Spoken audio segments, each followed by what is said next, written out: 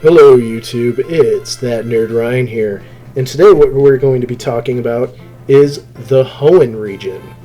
Now, I know I said Johto was my biggest memory of Pokemon games, but that also coincides with the Hoenn region, considering that within a year I was able to get those games, as in Ruby and Sapphire, and also being able to spend all night playing those before my birthday.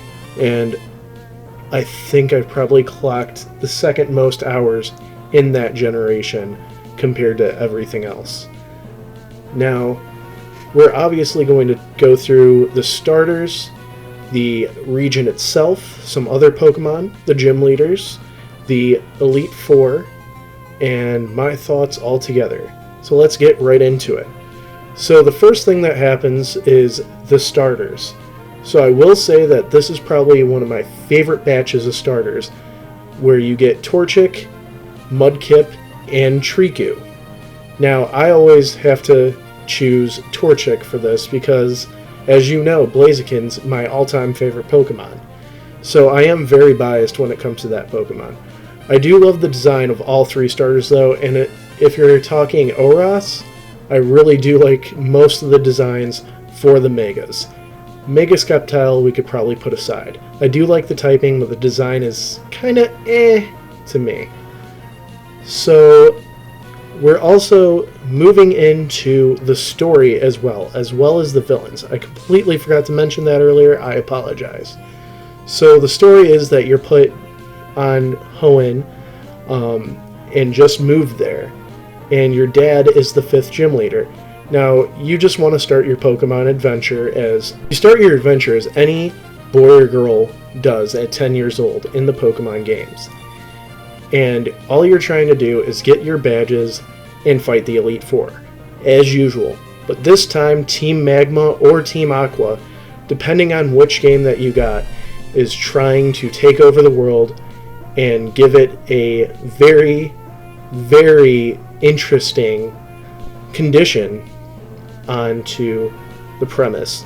For Team Magma, it's to consume the world in land, and for Team Aqua, it's to consume it in water. So two very extremes that pretty much have everybody dying no matter what. So I didn't think of that as a kid, but now looking back, I think it's kind of hilarious that they both kind of want to just destroy the world, but not destroy it in their delusional way.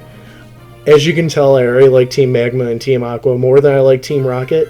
Yes, I think they're playing silly, but it's way less disjointed. So let's go and talk about the lay of the land. So I know everybody always has memes and is annoyed by how much water is in the Hoenn region. Now, looking back on it, I never really had that issue.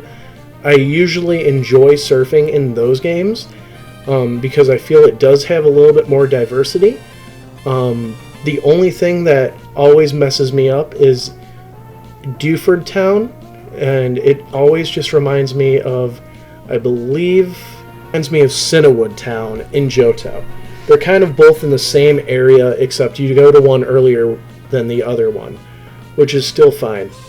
I do remember also the puzzles being a little bit more challenging than the original games, but that could just be that I've always had trouble in Sootopolis with the respective team blocking off the entrance and me not being able to figure out how to fix that as a kid. Now, I will say I do enjoy ORAS a little bit more than the originals, mainly because I'm still able to play them while my originals are all died out with their batteries. But I do remember I have about 400 hours clocked in just on Sapphire alone. And mainly it was to complete the Pokedex and find all the extra side missions and all that, which just shows how much I love the story for the 3rd generation games. Alright, so now let's talk about Pokemon choices. Now, I do love about 100%, maybe 90% of the Pokemon in Gen 3. It's kind of biased, like I said, I spent so much time in the Hoenn region, but I mean, it's kind of just my favorite region next to Johto. And it's definitely one of my favorites for new Pokemon. Now, I will have to say some of my favorites are Absol. Recently added on to my favorites is Ludicolo, mainly because of Sword and Shield, though, not because of any of the Hoenn games, as well as Cacturne. And now let's talk about gym leaders.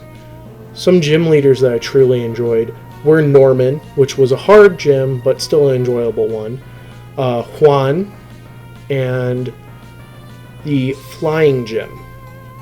I can't remember the Flying Gym leader's name currently right now. It will probably be on the screen as I say it, but I do enjoy those 3 gyms, and I just remember getting to those gyms and having a blast fighting them.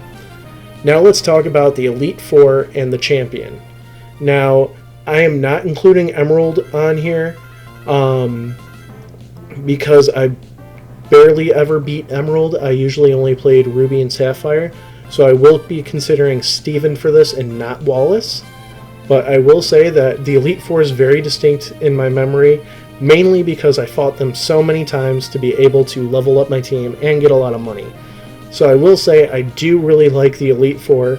I do think that Drake is my favorite in that, and then followed swiftly by Phoebe. And then Steven, I always remember having a blast fighting him.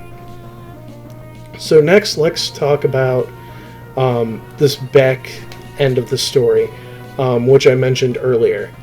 So I basically am talking about Rayquaza here.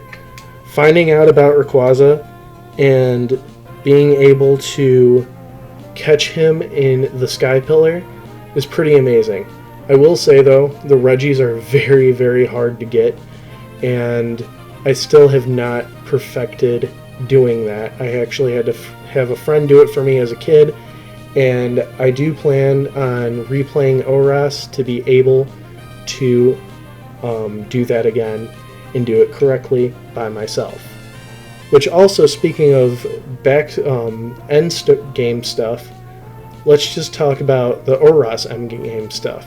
I will say ORAS has a pretty amazing end game when it comes to being able to fly around with Latios or Latias and finding islands to catch other legendaries, as well as the Delta episode, which is basically Sky Pillar.